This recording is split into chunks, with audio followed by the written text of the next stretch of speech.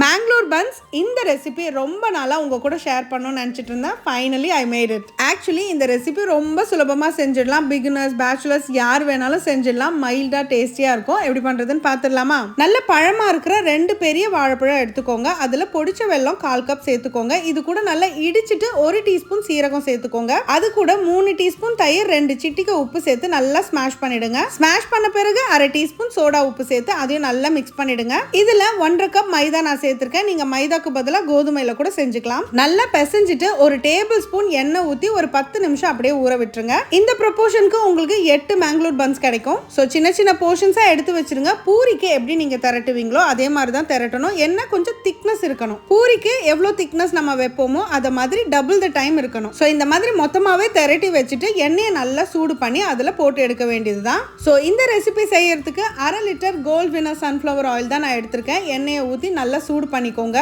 எண்ணெய் நல்லா சூடான பிறகு உள்ள சேர்த்துருங்க. இது கொஞ்ச நேரத்தில் உப்பி மேலே வந்துடும். இந்த மாதிரி ப்ரெஸ் பண்ணிட்டே இருந்தீங்கன்னா தான் மேலே வரும். ஏன்னா இதோட லேயரே திக்காக தான் இருக்கும். ஸோ ஒன்னொன்னா பொறுமையாக போட்டு எடுத்துக்கோங்க. ஆனால் மறக்காம ப்ரெஸ் பண்ணிட்டே இருங்க. இந்த சைடு அந்த சைடு ஒரு நிமிஷம் போட்டு எடுத்தீங்கன்னா இந்த அளவுக்கு கோல்டன் ப்ரௌனாக வரும். வெளியில் எடுத்து வச்சிருங்க. யூஷுவல் பூரிஸ் ரொம்ப நேரத்துக்கு புஷ்ஷுன்னு இருக்காது, அமைங்கிடும். பட் இந்த பூரி அட்லீஸ்ட் 1 ஹவருக்கு இதே மாதிரி இருக்கும். நாங்கள் இதை ஆசிட்டிஸ் அப்படியே தான் சாப்பிடுவோம். பட் இது கூட தேங்காய் சட்னி, கார சட்னி வச்சு சாப்பிட்டாலும் சூப்பராக இருக்கும். நான் இதை ஈவினிங் செஞ்சதுனால கட்டன் சாயோட சர்வ் பண்ணிட்டேன். எல்லாரும் சூப்பராக இருக்குன்னு சாப்பிட்டாங்க. நீங்களும் கண்டிப்பாக ட்ரை பண்ணுங்க. அப்படியே மறக்காம ஸ்டவ்வோடு சமைக்கும் போது கொஞ்சம் லவ்வோடு சமைச்சிங்கன்னா சுமாராக இருக்கிற சமையல் கூட சூப்பராக இருக்கும். எப்படி?